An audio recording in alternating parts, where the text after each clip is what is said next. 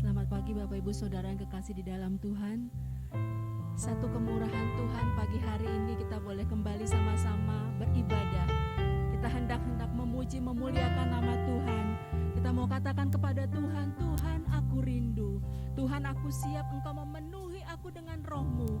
Sehingga kita boleh menyembah Tuhan Allah yang Maha Kuasa itu dengan penuh kekuatan yang dari Tuhan. Haleluya.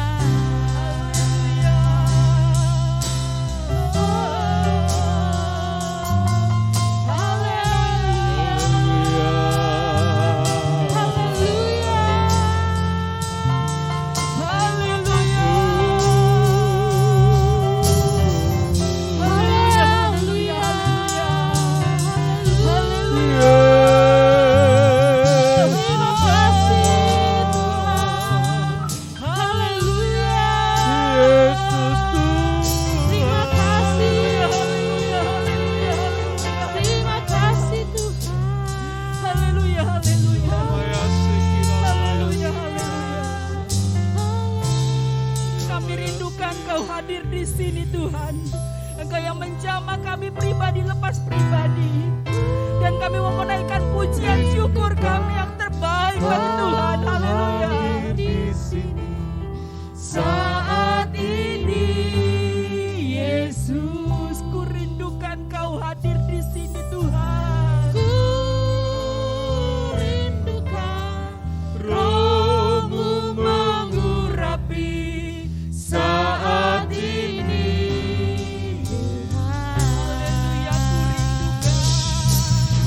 Ku rindukan Kau hadir di sini saat ini, Yesus. Amen. Yes. Ku rindukan Roh-Mu mengurapi saat ini, Tuhan. Saat ini, Tuhan. Saat ini, Tuhan. Ibadah ini akan dibuka dengan doa pembukaan oleh Bapak Pendeta Dr. Martin Stefanus. Kami persilakan.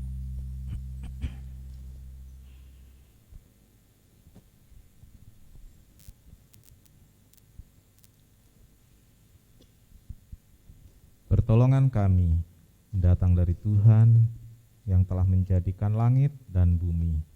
Berkat melimpah dari Allah Bapa, Anak, dan Roh Kudus turun atas ibadah ini, sehingga setiap jemaat diberkati dengan damai sejahtera sukacita sorga, sehingga Tuhan dimuliakan.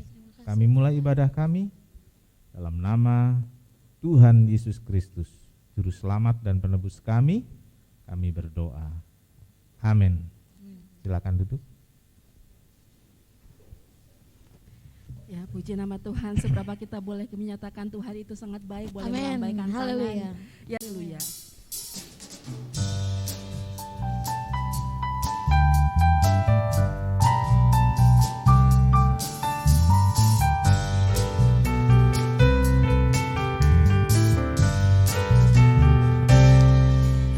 Mari masuk gerbangnya dengan hati bersyukur, halamannya dengan pujian.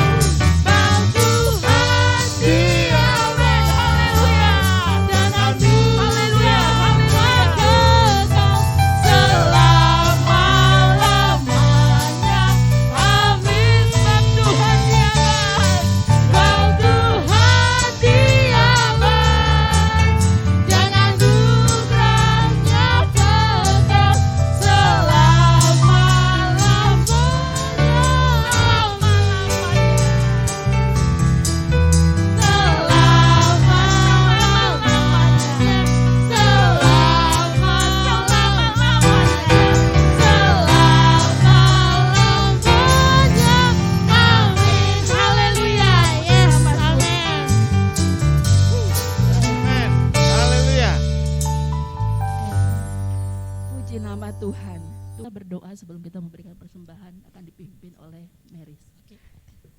Mari kita bersatu dalam doa. Bapa kami yang baik, terima kasih Tuhan Engkau telah kumpulkan kami di sini Tuhan tanpa kekurangan satu apapun ya Bapa. Terima kasih atas kesehatan yang Kau beri Tuhan di tengah pandemi ini ya Bapa. Tuhan, sebentar lagi kami akan memberikan persembahan. Berikan kami hati yang rela ya Bapa. Berkati tangan-tangan yang memberi, berkati juga tangan-tangan yang belum bisa memberi. Terima kasih Tuhan, terima kasih. Hanya dalam nama Tuhan Yesus kami sudah berdoa. Haleluya, amin. Tiada ku ragu lagi untuk mengikuti Yesus.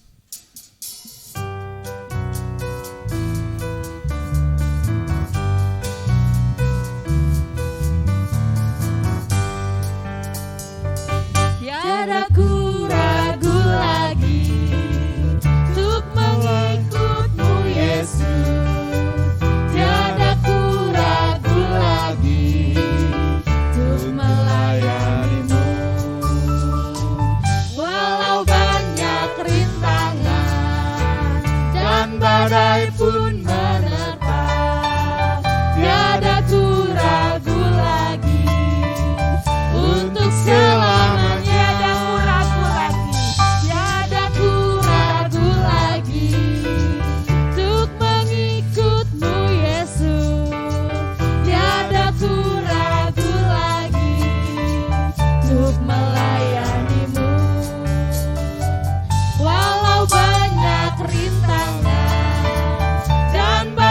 Pun menerpa, tiada ku ragu lagi untuk selamanya.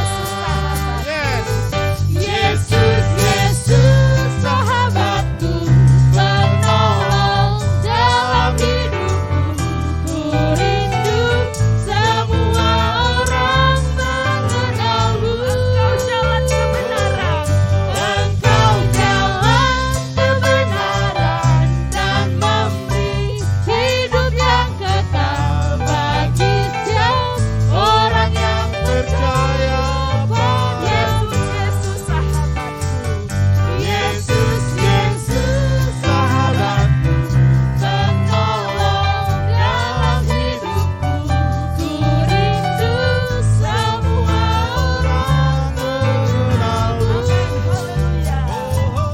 Engkau jalan kebenaran dan memberi hidup yang kekal bagi setiap orang yang percaya pada Yesus, sahabatku. Haleluya.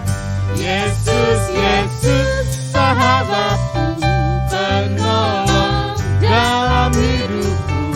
Ku rindu semua orang mengenal-Mu. Engkau jalan kebenaran. Haleluya. Engkau jalan kebenaran dan memberi hidup yang kekal bagi setiap orang yang percaya pada-Mu. Bagi setiap orang yang percaya pada-Mu. Bagi setiap orang yang percaya pada-Mu. Tuhan memberkati persembahan Bapak Ibu yang diberikan dengan penuh cinta kepada Tuhan. Saatnya kita akan mendengarkan sabda Tuhan. Kita akan naikkan satu pujian. Walau 1000 rebah di sisi kiriku, walau 10.000 rebah di sisi kananku, apapun peristiwa yang Tuhan izinkan terjadi dalam hidup kita, entah itu sakit penyakit, entah itu kesulitan hidup, tetapi itu kita tidak membuat kita ragu akan kasih setia Tuhan. Karena kita tahu Allah yang kita sembah Allah yang sangat baik, Allah yang sanggup menopang saya dan Bapak Ibu Saudara sekalian, Allah yang sanggup memberikan kekuatan melewati semua proses itu, sehingga saatnya kita melihat Tuhan membuka jalan untuk semua persoalan hidup kita. Tiada pernah ku ragukan kasih setia-Mu ya Tuhan. Setiap waktu dalam hidupku tak pernah Kau tinggalkan.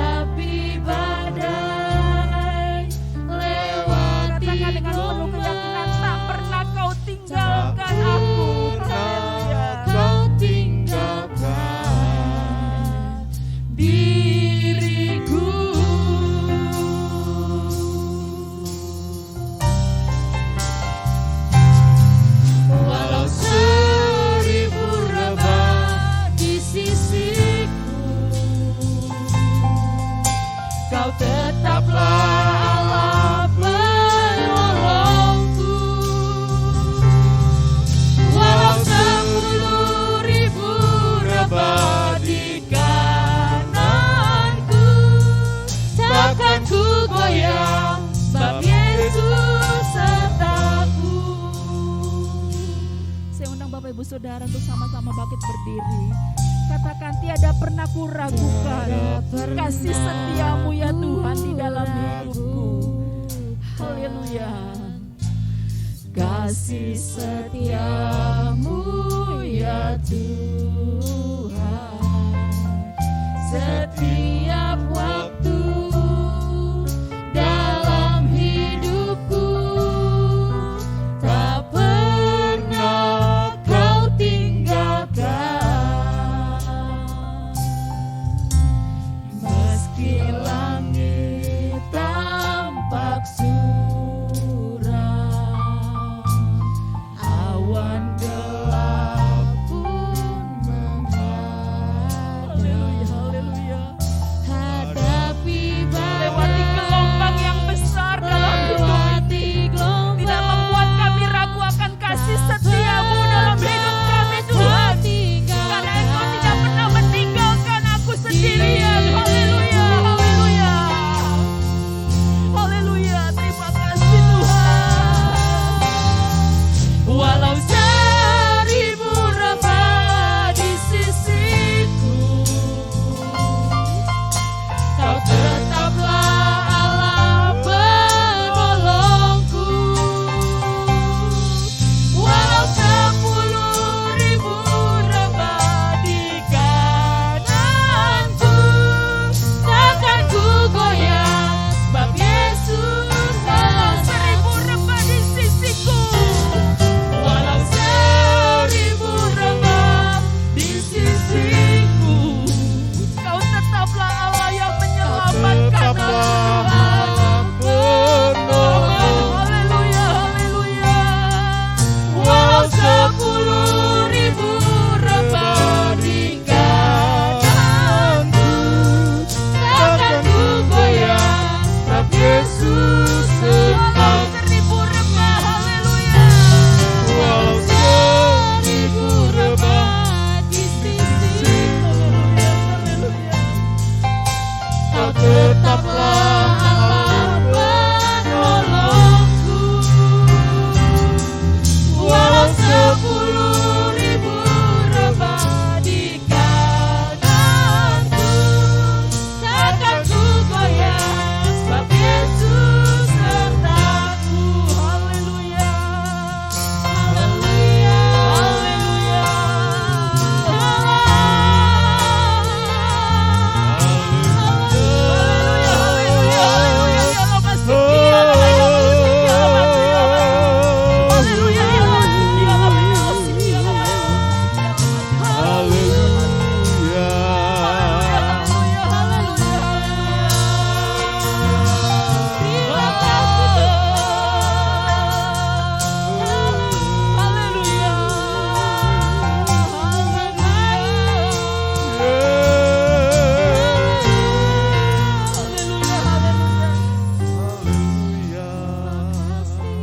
Haleluya. Bapak Ibu Saudara yang kekasih di dalam Tuhan, kalau hari ini kita boleh menikmati kekuatan dari Tuhan, kalau hari ini kita boleh masih bisa menikmati ibadah, kalau kita masih boleh menikmati segala kemurahan yang Tuhan berikan kepada kita, semua karena cintanya Tuhan kepada kita, semua karena kasihnya Tuhan kepada kita.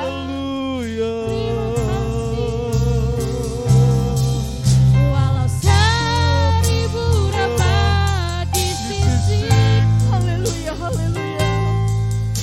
Kau tetaplah Allah penolongku. Terima kasih Tuhan.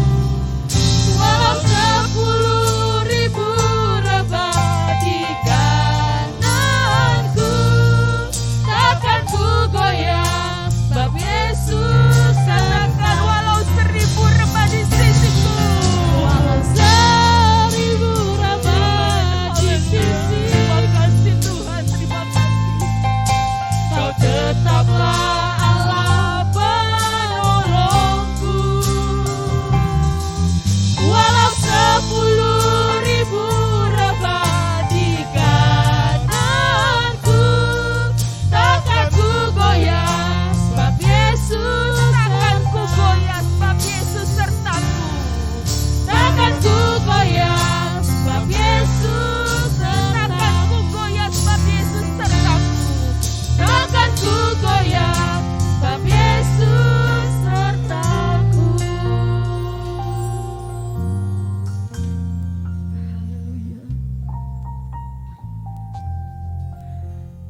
Bapa di dalam surga, Tuhan Yesus yang sangat mengasihi kami. Terima kasih Tuhan. Terima kasih buat segala kemurahan Tuhan dalam hidup kami. Kalau sampai pada pagi hari ini kami boleh tetap dapat berdiri dan menikmati kesehatan dari Tuhan, Terima kasih. itu semua karena berkat-Mu, itu semua karena anugerah-Mu dalam hidup kami. Engkau telah memberikan anugerah keselamatan kepada kami. Dan Tuhan yang sudah memberikan anugerah keselamatan itu juga sudah memberikan anugerah kesehatan kepada kami. Terima kasih Tuhan. Kami bersyukur Tuhan, Engkau sangat baik dalam hidup kami. Tak ada alasan kami ragu atas kasih setia-Mu Tuhan. Ya benar. Karena Engkau selalu menunjukkannya kepada kami dari hari ke hari. Kan kami boleh melihat bagaimana Tuhan campur tangan dalam setiap hal yang kami Ya, Yesus. hadapi dalam hidup ini. Terima kasih Tuhan. Bapa di dalam surga, sebentar kami akan mendengarkan kebenaran firman-Mu. Kami mau membuka hati kami untuk kebenaran firman Tuhan. Dan kami tahu ada maksud Tuhan, ada isi hati Tuhan yang hendak Tuhan sampaikan kepada kami Ya, lewat Yesus, hamba-Mu. terima kasih Tuhan. Kami mau memasang telinga kami dengan baik. Amin. Kami mau membuka hati kami dengan baik, sehingga kami boleh dimampukan memahami kebenaran firman Tuhan dengan baik pagi hari ini. Roh Kudus, urapilah kami semua.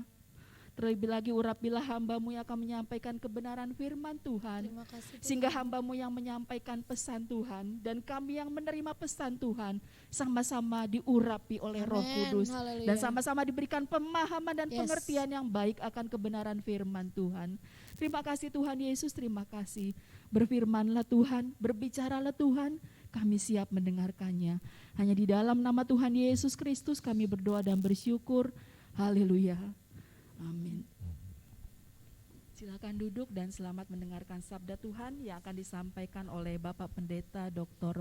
Martin Stefanus MTH. Kami persilakan. Bapak Ibu Saudara, selamat pagi, selamat berbakti, selamat mendengarkan firman Tuhan. Hari ini saudara-saudaraku kita sampai tentang iman yang bangkit. 1 Korintus 5 ayat 7. Mari kita sama-sama berdiri. 1 Korintus 5 ayat 7. Sebab hidup kami ini adalah hidup karena percaya, bukan karena melihat. Amin. Silakan duduk. Berbahagialah setiap orang yang telah membaca, mendengar dan melakukan firman Tuhan. Tuhan Yesus memberkati. Hidup kami ini adalah hidup karena percaya atau karena iman. Itulah yang Paulus sampaikan kepada orang-orang di Korintus. Dia memberitahu bahwa hidup Paulus, hidup hamba-hamba Tuhan di zaman itu dan sampai zaman sekarang tentunya, hidup karena percaya, hidup karena iman kepada Allah, bukan karena melihat, bukan bersandar pada hal-hal duniawi, bukan bersandar pada hal-hal jasmani. Saudaraku, dalam Alkitab, di sekitar kebangkitan Tuhan Yesus menjumpai, nanti kita akan lihat, yaitu Thomas. Dan saat Tuhan Yesus menjumpai Thomas dibangkitkan imannya, dibangun kembali.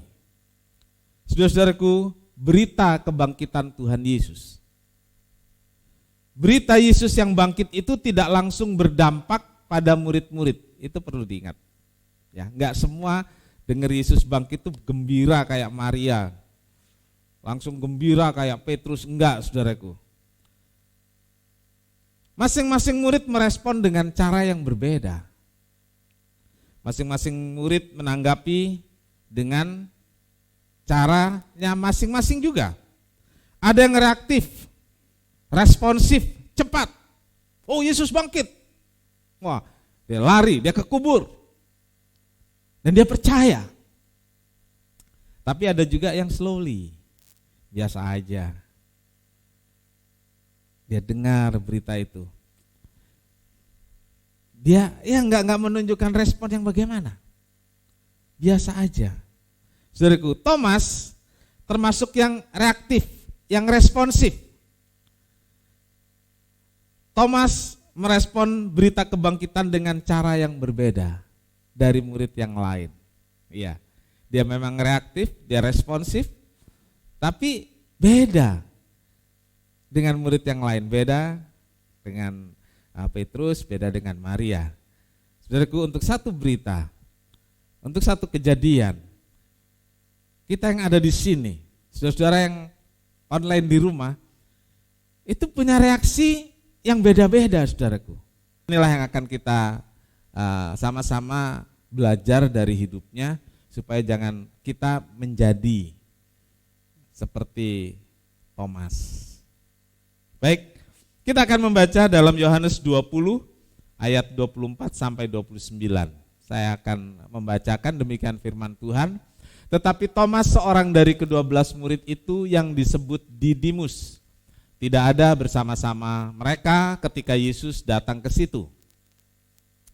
Maka kata murid-murid yang lain itu kepadanya, kami telah melihat Tuhan.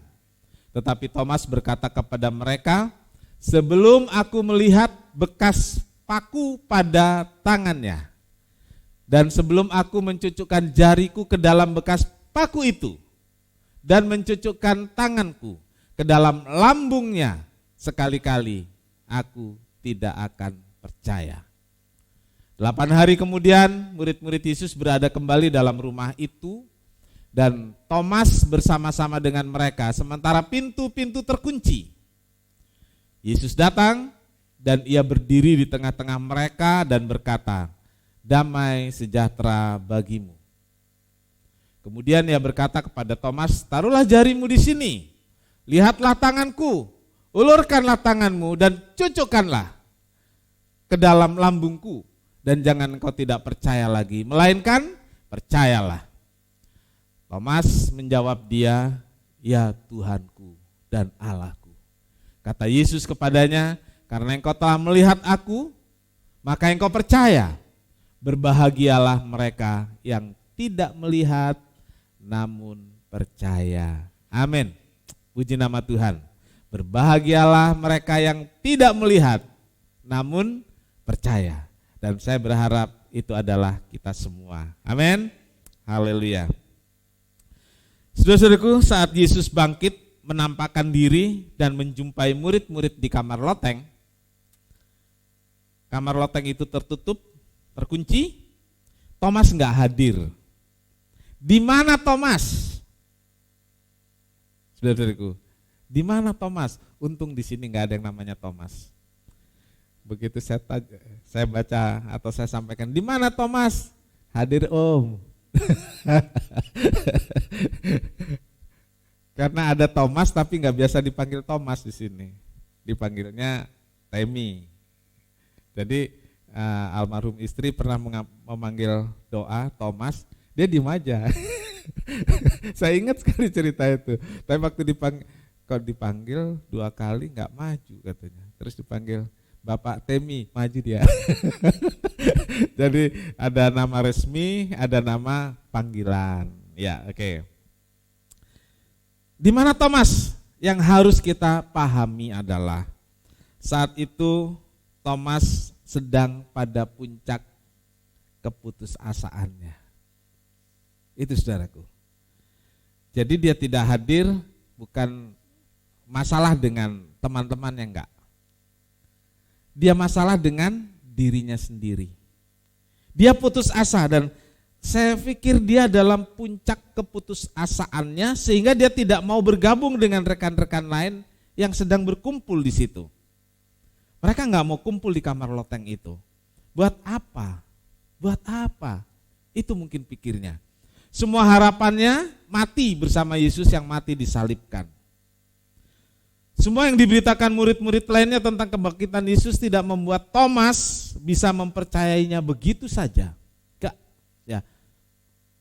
Kehadiran Yesus di kamar loteng yang terkunci secara tiba-tiba dan menjumpai murid-muridnya diceritakan. Tapi Thomas nggak percaya, bahkan dia menantang. Kita baca tantangannya tadi, saudaraku. Sebelum aku menyucukkan jariku ini ke bekas paku di lubang tangannya, sebelum aku mencucukkan tanganku ke lambung Yesus, sekali-kali aku tidak akan percaya.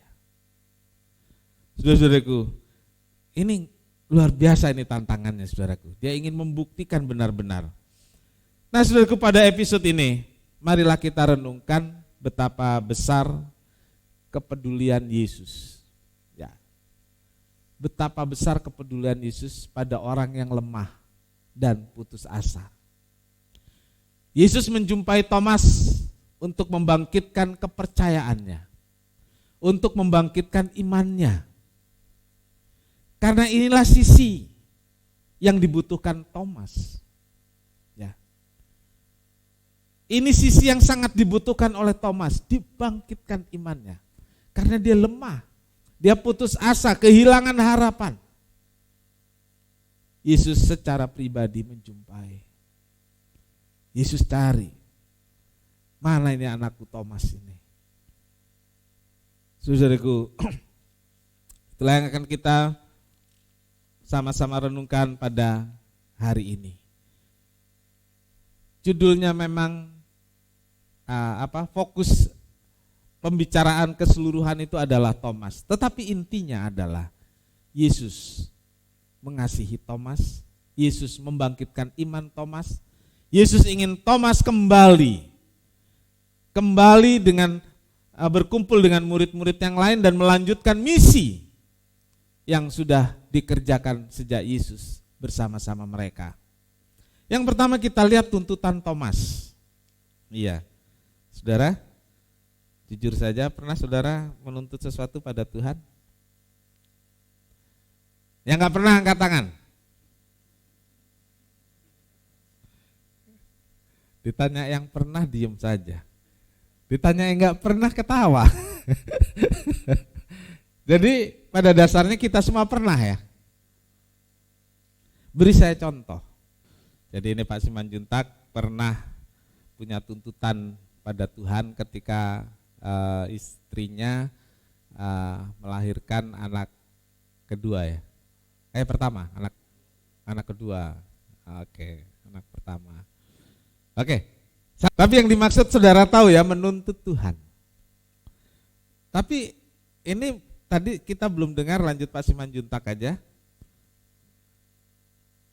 Kalau enggak dikabulkan tuntutannya, kan Thomas bilang, enggak, saya enggak mau percaya. Nah, tuntutannya apa? Kalau sampai enggak dikabulkan, mau ngapain gitu Pak? Wih, sama Thomas sama. Saya enggak yakin pada Tuhan Yesus lagi. Oke. Ya, contoh yang bagus. Nah, saudara-saudaraku, di pengadilan itu diperlukan bukti dan saksi. Ya, saudara yang belajar hukum sangat tahu itu. Bukti saksi untuk memutuskan bahwa seorang bersalah atau tidak bersalah dalam satu peristiwa atau tindak kriminal. Ya, bukti atau saksi. Seorang menuntut bukti karena enggak percaya atas berita satu peristiwa. Orang cerita, enggak percaya. Ya, saya enggak percaya. Harus ada buktinya, apa? Gitu ya. Nah, ketidakpercayaan itu selalu menuntut bukti. Ya. Ketidakpercayaan selalu menuntut bukti. Ya. Thomas menuntut bukti tentang kebangkitan Yesus. Ternyata enggak cukup kubur yang kosong. Ternyata enggak cukup kalau dalam sejarah atau tradisi itu ada kain kapan yang tertinggal di kubur. Enggak cukup itu semua. Ya. Thomas menuntut bukti nyata, bukti otentik, real, yaitu bukti bahwa dia melihat sendiri. Gak cukup dari yang diceritakan oleh murid-murid. Gak cukup yang diceritakan oleh Maria. Dia mau lihat sendiri bahwa Yesus itu benar-benar bangkit. Dan tuntutannya adalah dia mau masukkan jarinya ke tangan yang berlubang paku itu. tangannya mau dimasukkan ke lambung yang luka menganga terkena tombak. Saudaraku, dengarkan baik-baik. Tidak sedikit orang Kristen seperti Thomas. Seperti. Dan itu adalah saya dan saudara. Walaupun ada firman Tuhan, masih menuntut bukti. Walaupun firman Tuhan katakan, Tuhan akan pelihara. Tuhan pelihara, janjinya bagaimana saudaraku? Jangan kamu khawatir tentang hidupmu dari hari ke sehari. Tuntutan saudara? Sebulan. Loh iya kan? Tuhan bilang dari hari ke sehari. Tapi kita nuntutnya sebulan. Gitu. Kalau nggak kelihatan sebulan, waduh, Tuhan kalau nggak kelihatan sebulan saya nggak mau ke gereja. Iya saudaraku. Jauh banget dari 1 hari sampai ke 30 hari. Saudaraku, tuntutan itu biasanya berkaitan dengan keinginan. Ya. Keinginan itu juga enggak keinginan biasa, keinginan hal-hal yang ajaib. Keinginan akan hal-hal yang supranatural, yang spektakuler. Lalu ketika tuntutannya itu dikabulkan, berhasil, maka dia akan merasa bahwa itulah iman. Orang akan merasa punya iman. Orang merasa imannya besar. Imannya berada di level yang berbeda. Kenapa? Karena begitu tumpang tangan orang sembuh. Begitu doa, gunung pindah. Waduh, keren banget saudara. Saya tanya saudara, kalau permintaan-permintaan yang ajaib-ajaib itu enggak dikabulkan Tuhan, apakah berarti Tuhan itu kurang kuasanya, kurang hebatnya? Saya pikir banyak orang Kristen merasa seperti itu. Kalau Tuhan enggak sembuhkan si A, enggak sembuhkan istri saya, enggak sembuhkan anak saya, suami saya enggak percaya kalau dia itu Tuhan. Saudaraku, sepertinya kalau Tuhan enggak sembuhkan, kalau Tuhan enggak berkati, kalau Tuhan enggak kabulkan, Tuhan itu kurang hebat. Itu terjadi, saudaraku, itu terjadi, terlebih. Sorry, di kalangan kita, gereja Pantekosta dan karismatik. Itu yang dituntut. Tuhan adalah Tuhan, amin. Sedikit pun tidak kurang hebatnya dan berdaulatnya ketika permintaan kita enggak dipenuhi. Ketika dia enggak membuat mujizat, Tuhan itu tidak sedikit pun kurang hebatnya. Yang kurang adalah iman kita. Bukan iman akan mujizat itu, iman kita terhadap percaya kita kepada Tuhan. Saudaraku, ini yang akan kita lihat. Kenapa Thomas menuntut seperti itu? Yang pertama, saudaraku, Thomas tidak percaya perkataan Tuhan Yesus. Garis bawahi itu. Kenapa Thomas sampai menuntut? Sebab dia tidak percaya apa yang Tuhan Yesus katakan. Apa sih yang Tuhan Yesus katakan? Dalam Lukas 9 ayat 22, dan Yesus berkata, anak manusia harus menanggung banyak penderitaan dan ditolak oleh tua-tua, imam-imam kepala dan ahli-ahli Taurat, lalu dibunuh dan dibangkitkan pada hari yang ketiga. Didengar oleh Thomas, didengar oleh murid yang lain. Murid yang lain begitu dikasih tahu Tuhan bangkit, benar, Tuhan bangkit. Karena Tuhan pernah sampaikan. Tapi saudaraku, Thomas enggak, dia enggak percaya itu. Jadi saudaraku, menuntut itu sebenarnya ini saudaraku. Karena tidak mempercayai firman Tuhan. Enggak mempercayai perkataan Tuhan. Ya, jadi yang menuntut selama ini enggak ada penting-pentingnya saudaraku. Enggak ada hebat-hebatnya. Karena justru menunjukkan ketidakpercayaan pada firman Tuhan. Yesus pernah sampaikan, Thomas enggak peduli. Walaupun semuanya sudah terjadi, tetap tidak mempercayai. Lalu tidak percaya kesaksian murid-murid. Iya, jadi ada firman Tuhan, ada murid-murid, bukan satu ini murid-murid.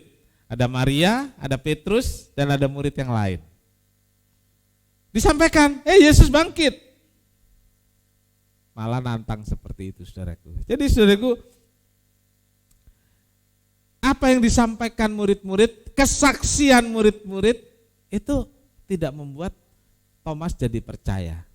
Ini yang ketiga, saudaraku. Dengarkan baik-baik. Ada rasa jealous. Nah ini saudaraku, rasa iri hati. Thomas tuh pernah bilang gini saudaraku, waktu Lazarus dikasih tahu Lazarus mati, Tuhan Yesus bilang, yuk kita ke sana. Thomas bilang, ayo kita ke sana. Gak apa-apa, kita mati juga bersama-sama. Pertama ini menunjukkan dia punya semangat, ya, mendukung, walaupun agak gimana bahasanya. Tapi dia itu ingin membuktikan bahwa Yesus itu hebat. Yuk kita ke sana. Kalau sampai kita harus mati di sana, nggak apa-apa. Kita mati sama-sama, sama-sama Lazarus, sama-sama yang lainnya. Saudara-saudara, tapi waktu Tuhan Yesus bangkit, kok saya nggak ditemui ya? Yang ditemui malah yang lain. Itu saudaraku, iri hati itu, jealous. Dia ingin didahulukan, karena dia merasa dekat. Dia ring satunya Tuhan Yesus, gitu ya. Harus mendapat informasi yang pertama. Oh iya lu saudaraku, pernah ada rekan kita yang dia pergi, alasannya apa? Yang lain udah tahu kok saya nggak tahu. Nah waktu kejadian itu dia nggak ada, persis Thomas. Persoalannya di situ saudaraku. Dia ingin dapat spesial, Thomas ingin dispesialkan, tapi dia nggak hadir. Jadi kalau saudara mau dispesialkan dimanapun, termasuk di gereja, ya harus selalu hadir. Saudara akan mendapat informasi nomor 1. Ya harus selalu hadir, jangan sampai ada satu kejadian yang seperti Thomas itu, terus dia bilang, saya kok nggak tahu. Ya lu nggak hadir, gitu. Harus selalu eksis di sana. Di tempat kerja gitu juga. Nah saudara malas masuk kantor, ada kejadian di kantor, saudara nggak tahu terus bilang, saya kok nggak dikasih tahu. Itu ada mantra yang paling manjur itu. Salam Dewi. Yang tahu hanya Pak Ketut dan Pak. Saudara-saudaraku, iri hati. Perasaan iri ini timbul. Bisa dalam diri siapa saja. Ya. Kok saya tidak? Orang lain dapat. Terus tadi pagi itu saya ingat-ingat itu ada lagu yang mengandung iri hati, saudaraku. He is no secret ya. Itu mungkin terjemahannya agak kurang pas. Jadi dalam bahasa Indonesia jadinya seperti iri. Kalau lain ditolong, saya juga. Terus kalau lain ditolong kamu enggak gimana? Loh iya kan? Saya pernah mengklaim itu, saudaraku. Orang lain ditolong, saya juga. Iri itu nanti. Jadinya iri, saudaraku. Coba kalau saudara sakit, orang lain disembuhkan, saudara enggak disembuhkan gimana, saudaraku? Saya ingin tanya respon saudara. Saudara sakit parah dan Tuhan Yesus enggak sembuhkan. Masih tetap percaya Tuhan Yesus? Menurut Pak Simanjuntak, enggak, ngapain ya? Gitu. Sumbernya salah satunya tuh jealous. Orang lain diberkati kok saya enggak. Orang lain bisa kuliah, saya enggak. Orang lain begini begitu, saya enggak. Jangan dibangun perasaan itu. Jangan mengukur hubungan kita dengan Tuhan dengan apa yang dilakukan Tuhan kepada orang lain. Jangan, saudaraku. Karena hubungan kita dengan Tuhan itu sangat pribadi. Sangat pribadi. Ya. Akumulasi hal-hal tadi. Gak percaya firman, gak percaya kesaksian, adanya iri hati membuat Thomas menuntut. Dia ada di tempat yang dalam. Ya. Yang kedua, saudaraku, bertemu dengan Yesus yang bangkit. Ini saudaraku, Yesus sangat paham kondisi psikis dan mental para murid-murid yang sangat terpukul karena kematiannya. Inilah alasan Yesus menjumpai murid-murid secara pribadi, secara personal. Satu-satu dijumpai, satu-satu ditemui. Karena dia tahu kondisi psikisnya, kondisi mentalnya. Saudaraku, Yesus menjumpai Thomas. Saudara perhatikan, baca dan dengar ini saudaraku. Yesus menjumpai Thomas bukan karena adanya tuntutan. Saya yakin itu. Bukan karena adanya tuntutan. Tetapi lebih karena Yesus tahu apa yang dibutuhkan muridnya yang namanya Thomas. Kalau Yesus jumpai Thomas karena tuntutan, orang Kristen semua mahir nuntut Tuhan. Nuntut itu kan orang yang bersalah dituntut ya. Apa Yesus bersalah?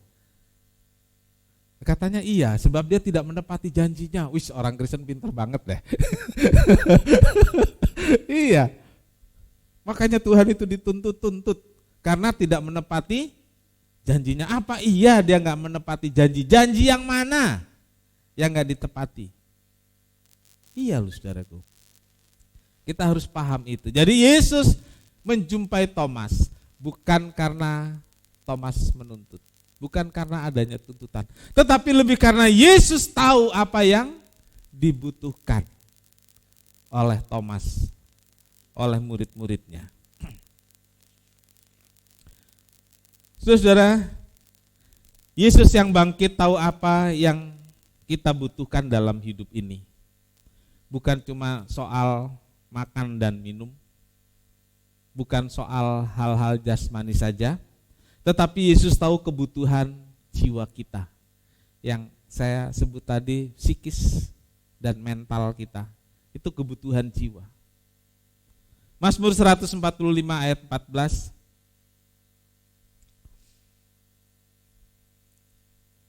Tuhan itu penopang bagi semua orang yang jatuh dan penegak bagi semua orang yang tertunduk.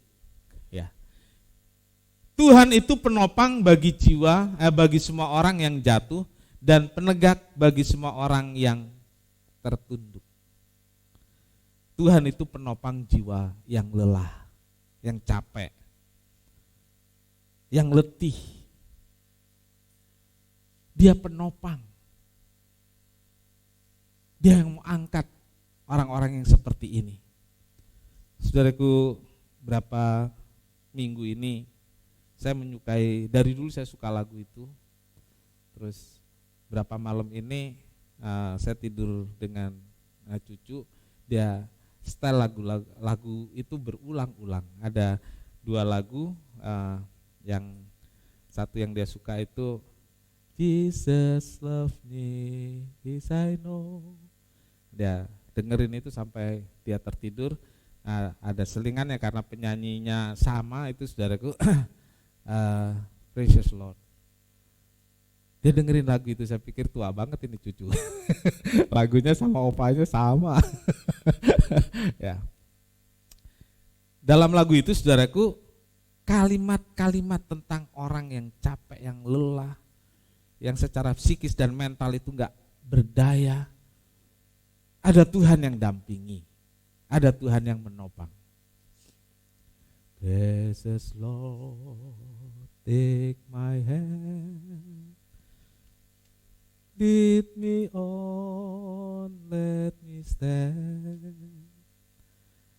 I'm tired, I'm weak, I'm worn. Teriakannya itu seperti itu. Ya, saya capek, saya lelah, saya nggak berdaya. Di bait 2-nya saudaraku, when my way grows drear, precious Lord linger near. Jadi waktu Ini sering jadi pengalaman kita, saudaraku. Waktu kita pertumbuhannya menurun, tumbuh kok menurun ya. Waktu keadaan menurun, kita perlu Tuhan, tapi dikatakan di sini Tuhan malah jauh. Tuhan malah jauh. Dilanjutkan bait berikutnya. When my life, waktu hidup saya, kalimatnya itu waktu hidup saya hampir padam gitu ya. Kalau saya nyanyikan dari awal, when my way grows dear, precious Lord, linger near. When my life is almost gone, hear my cry, hear my call, hold my hand, bless His fall, take my hand, precious Lord, lead me home. Dengar tangisan saya, dengar panggilan saya, teriakan saya. Saudaraku, pegang tangan saya, jangan sampai saya jatuh.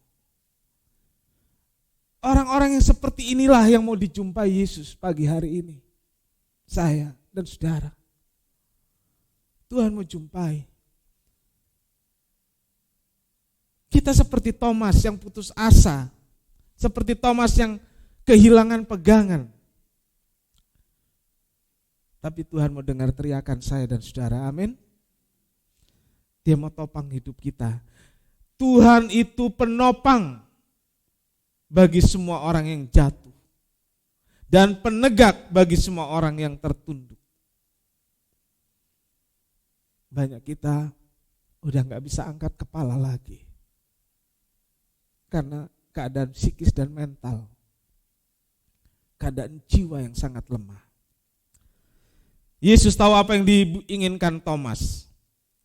Dia menjumpainya dan dia minta untuk melakukan apa yang menjadi tuntutannya.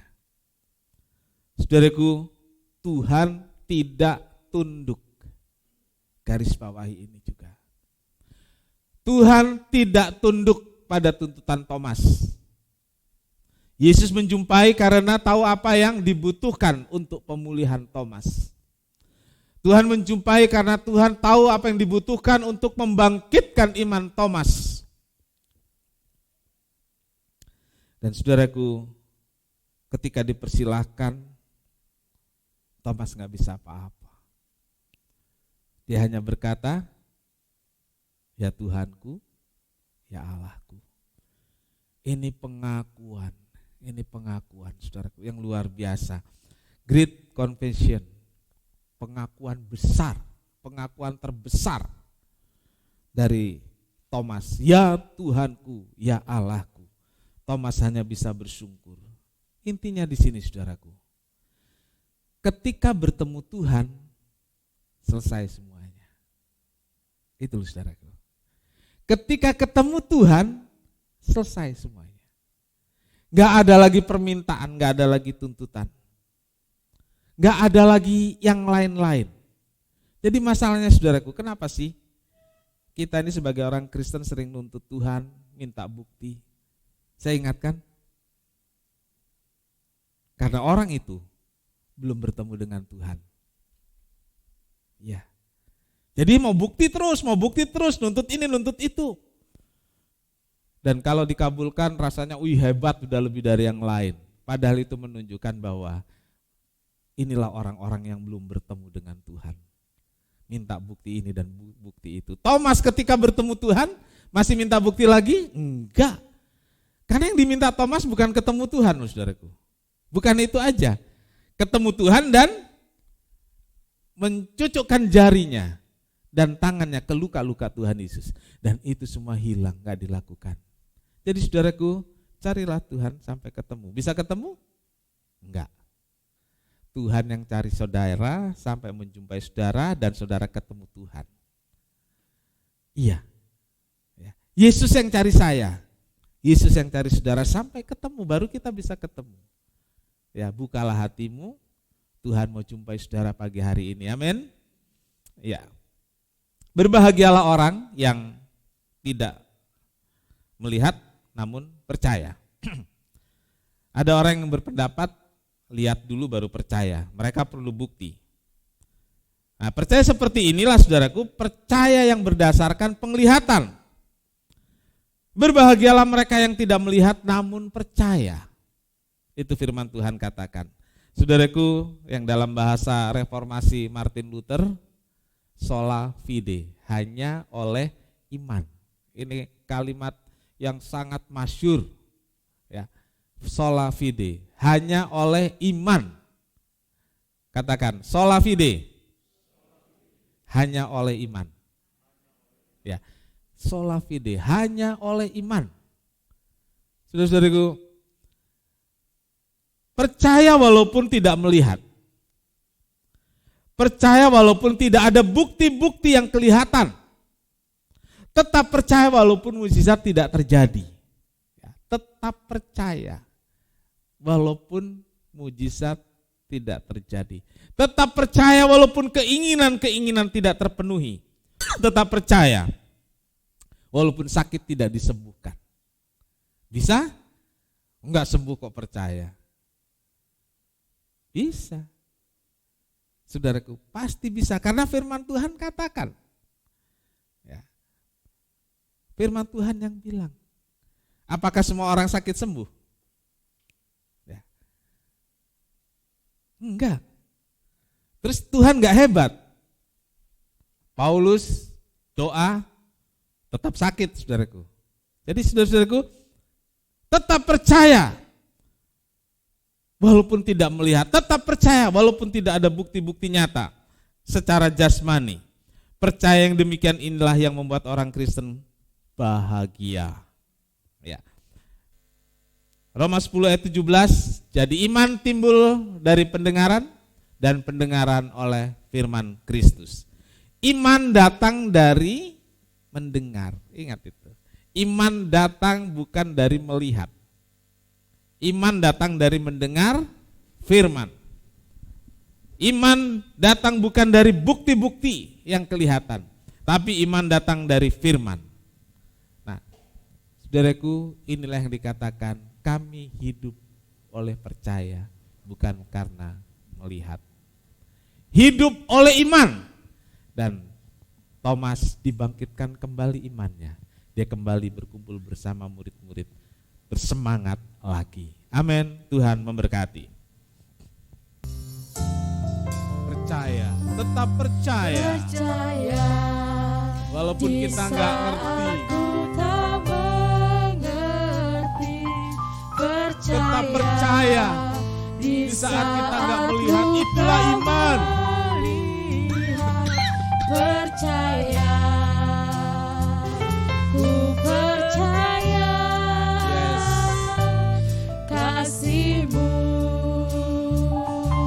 sertaku. Percaya berkat-Mu ada bagiku. Percaya tangan-Mu tak lepaskanku.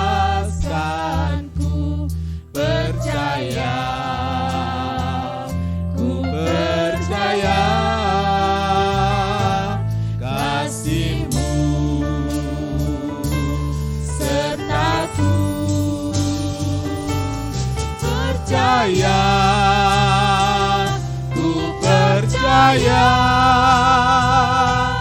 firman-Mu yang terjadi, lampaui segala pikiranku. Percaya padamu, percaya, ku percaya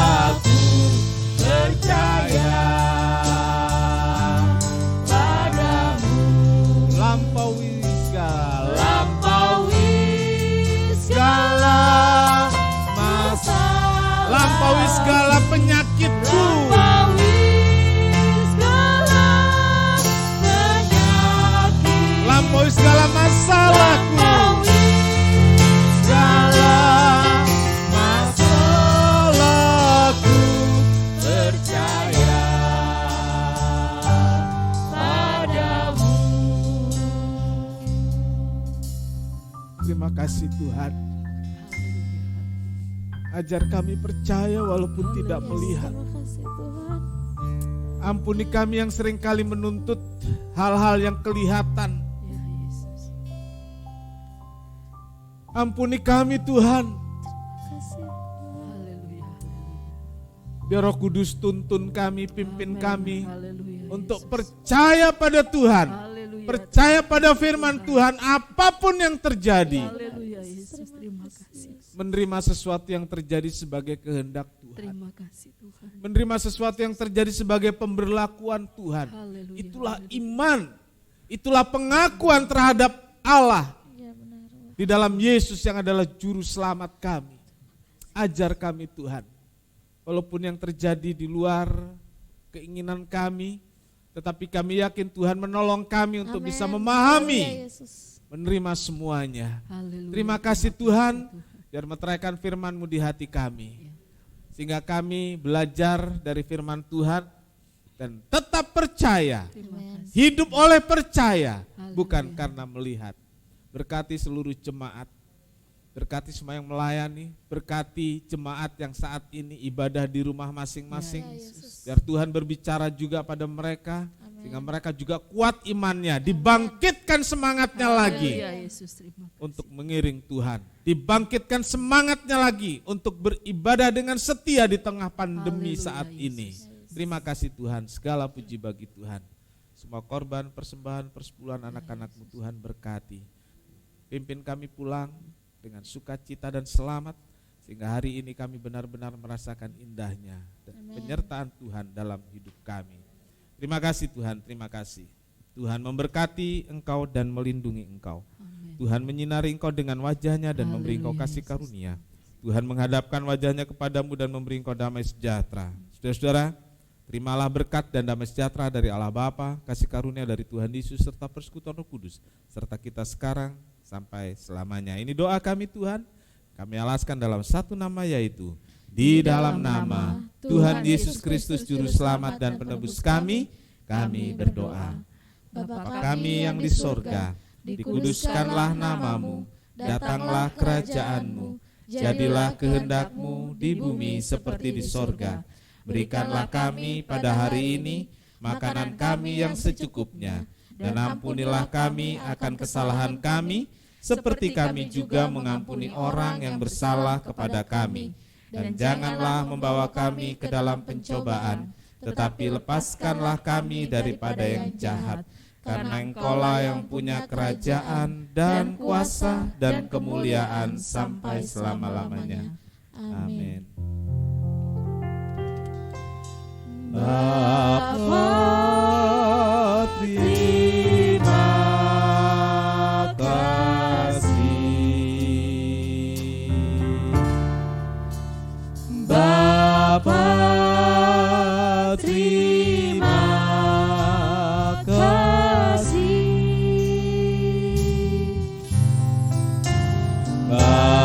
Bapa di dalam surga,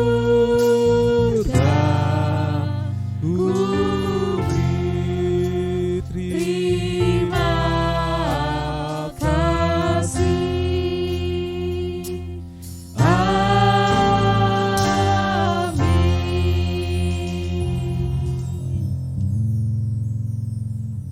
Sekian kebaktian. Selamat pulang. Tuhan Yesus memberkati kita semua.